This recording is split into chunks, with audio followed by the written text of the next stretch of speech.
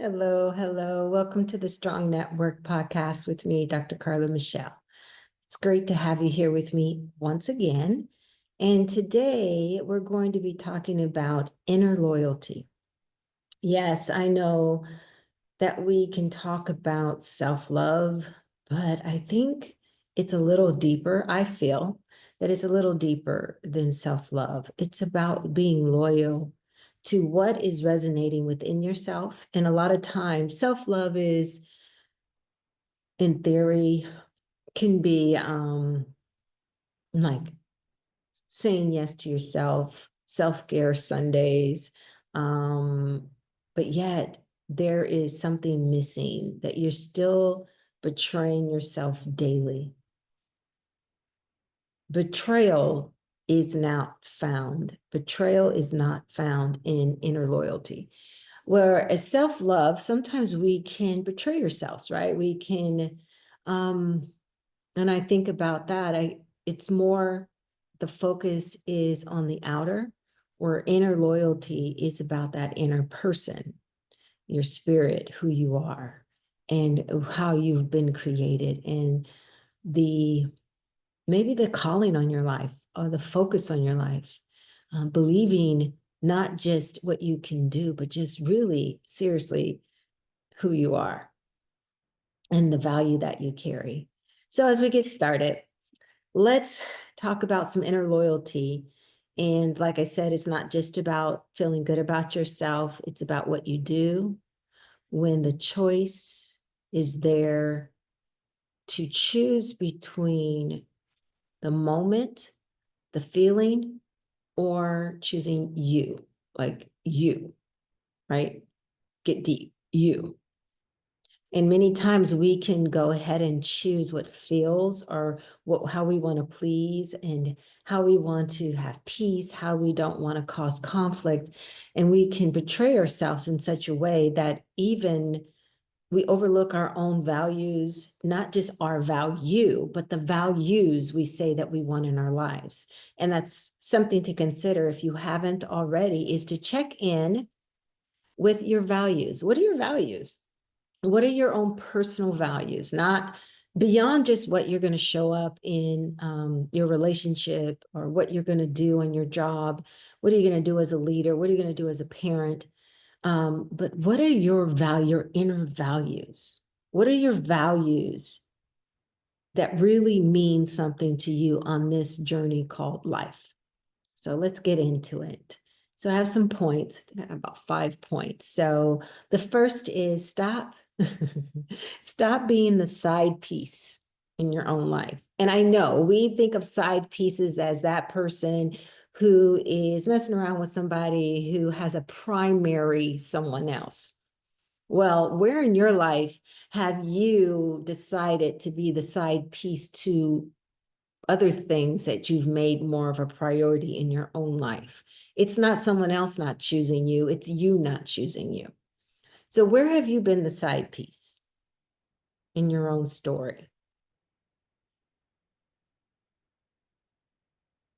You're giving your own self like the scraps of energy, the scraps of time, scraps of attention. What are you choosing to do with your time? What are you choosing to do with your energy? What are you choosing to do with your attention? And that is, I think, the foundation of inner loyalty is being more committed to what we do with our time, our energy, and our attention. Is it something that aligns with the loyalty that we say we want to ourselves? I can be loyal to taking a bath on Sundays. I can be loyal to reading that book that's going to help me. I can be loyal to my children. I could be loyal to my relationships. I could be loyal to my business, right? But that inner loyalty, that one that checks me, that one that says, hey, sometimes I even gave an example in, I lead Mind Reset mornings every morning, Monday through Thursday. And one of the things we talked about was sometimes inner loyalty is just keeping tabs. Now, this sounds like outside instead of inner, but what is going to make my body function in a way that I need it to function so I can do what I want to do in this life, in this journey? And sometimes it's simple, just that inner loyalty to drinking some water, not because someone else says I need to do it, but because my body feels like icky, bicky, thicky. Oh my God. It feels so odd when I don't have, but I'm not hydrated. And to me, that's neglecting who I want to be in life, because dehydration will fool you. It'll think like, oh, I'm getting sick. It'll make you think, oh, I don't have any energy. And all you need to do is drink some good water, not just a little cup. So inner loyalty is not just the outside, it is about that inside. And that's just a small example that I'm giving, but where can you give yourself an example about being a side piece to your own life? And we'll keep going. Some things will come up. But it's important to make yourself the primary benefactor of your own life. You should be benefiting from your life at the highest level. And if you're not, you have to, you're not happy. You're just giving. You're just supplying everybody else with whatever they need. You're keeping their hopes alive, their dreams alive. You're keeping their inner peace quiet and content while yours suffers. So check that inner peace, that inner loyalty, and make sure you're not the side piece. And the second one, betrayal. Where are you betraying yourself in inner loyalty? You betray yourself first when you put others or something else before you. Yes, you have heard this before, but it's true. You know why we repeat it? Because it's true. If you're betraying yourself by putting all your energy into something else, it's draining. It's hard to go on. It's hard to wake up because all you think about is what you need to do for someone else. And then some can say it's easier to do something for someone else and not do something for myself, because I feel that if I sow into someone else's life, if I give into someone else's life, if I give my time into someone else's life and their dream and their vision, maybe something would happen for me. Maybe they will see what I am doing for them and they will upgrade me in a way. And maybe they will, but there's nothing like you being loyal to you and that energy that you are giving to someone else outweighs what you do for yourself. Nah. Basically, what you're doing when you put more energy into someone else is you're suppressing your walk, your goals, your vision, your values, your morals. You know, I think about cough suppressants, and it's so easy to suppress our visions with saying, well, I'm helping someone else. And suppression means that you are keeping something from happening. So where are you stalling things that need to happen in your life? Where are you suppressing what you want to bring? And then you're suppressing, sometimes it's fear that you're using to suppress what you want. You don't even know it, but fear is a suppressant. Overthinking is a suppressant to your inner loyalty. Too busy is a suppressant to your inner loyalty. Overcommitting, overthinking, taking on everybody else's world. Those are suppressants. That is what is keeping you and keeping the things you want from happening in your life. I have a note here that says real connection doesn't demand self-abandonment.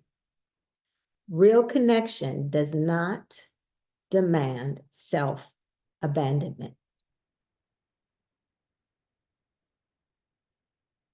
It's not about things happening in your life or people pulling on you that possibly can make you become someone else.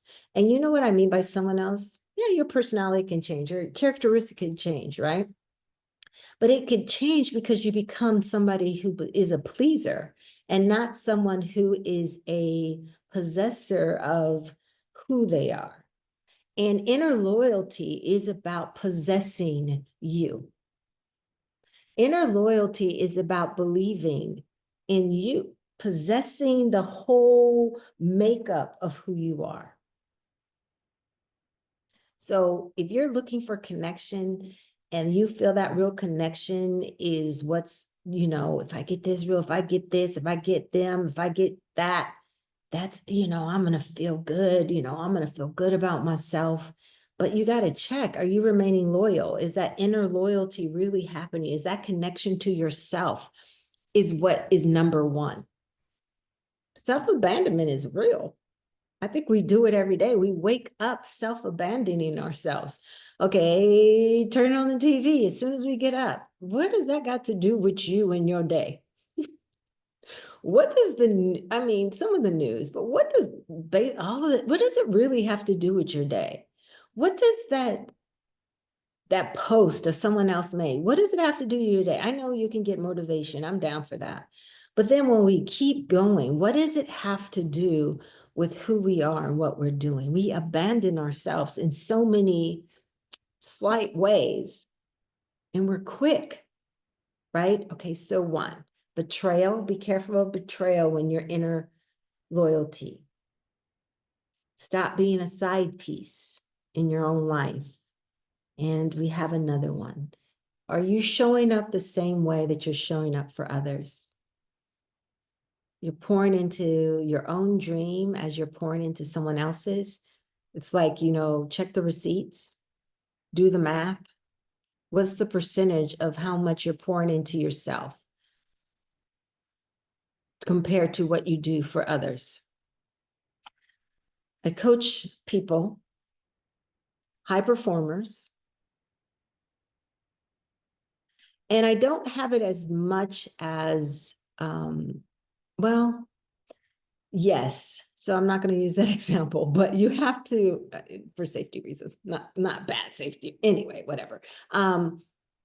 Let's talk to the personality again who gives and gives and gives, but they don't pour into their own dream. Gives and gives and gives, and they don't pour into their own dream because they really don't know themselves. So self-awareness is key. How do you recognize your inner loyalty if you don't have awareness of yourself? So you just fall into being the dream maker for so many other people. And then you got resentment.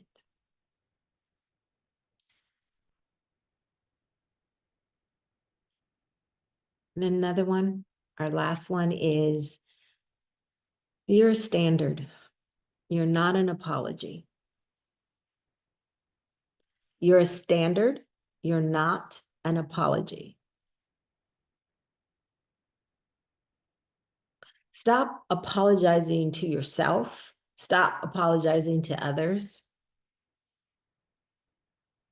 And be more loyal to yourself and be more loyal to others.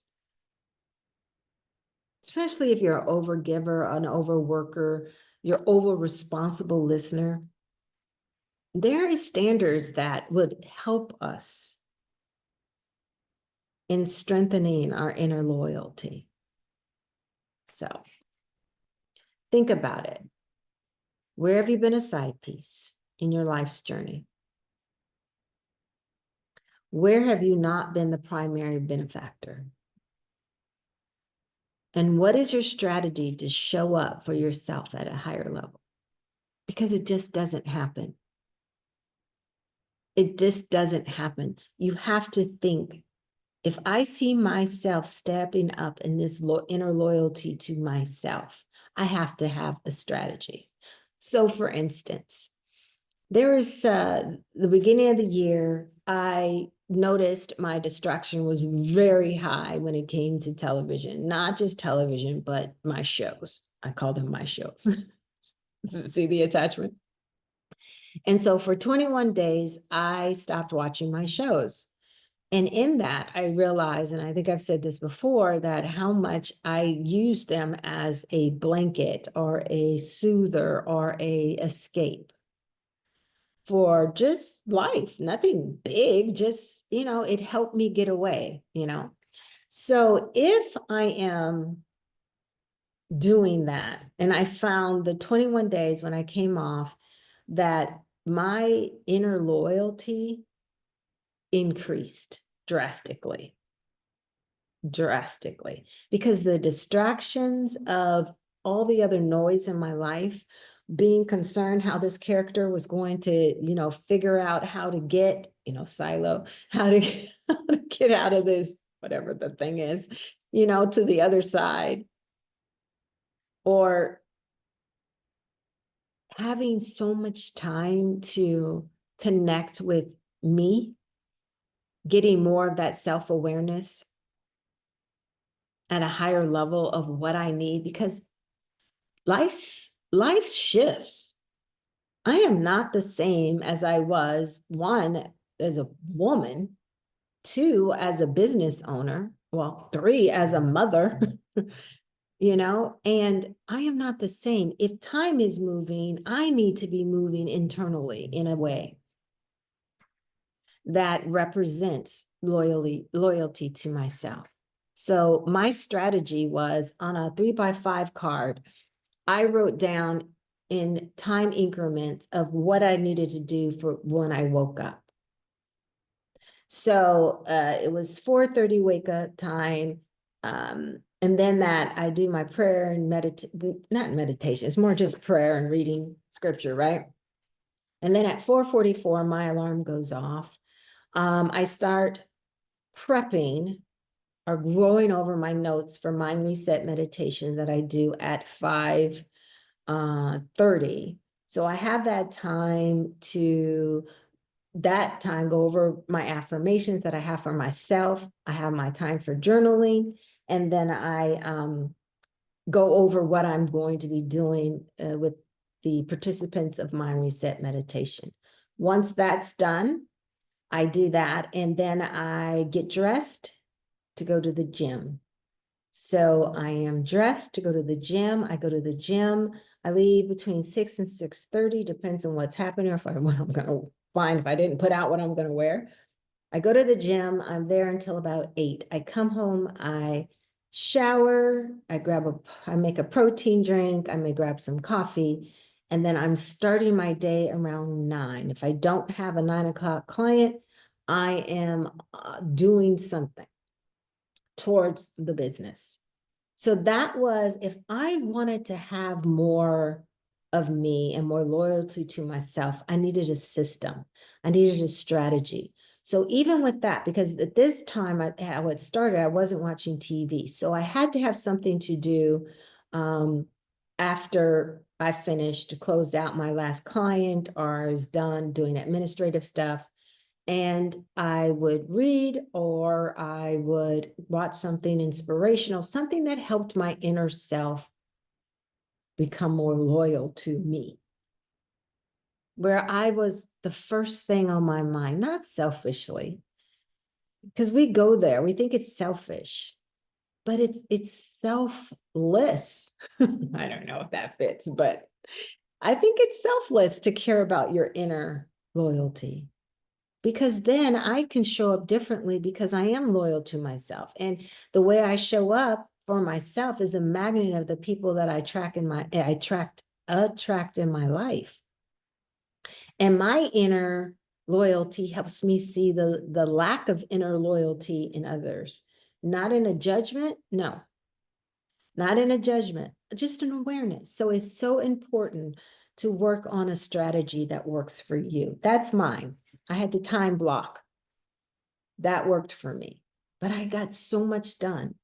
And I was so in tune to what I feel I'm called on this earth to do, the resources I made, the ebooks I created, the things that I need to get ready for that have been delayed, things I need to do with my business that have been delayed because of the time I've spent and distracted with other things.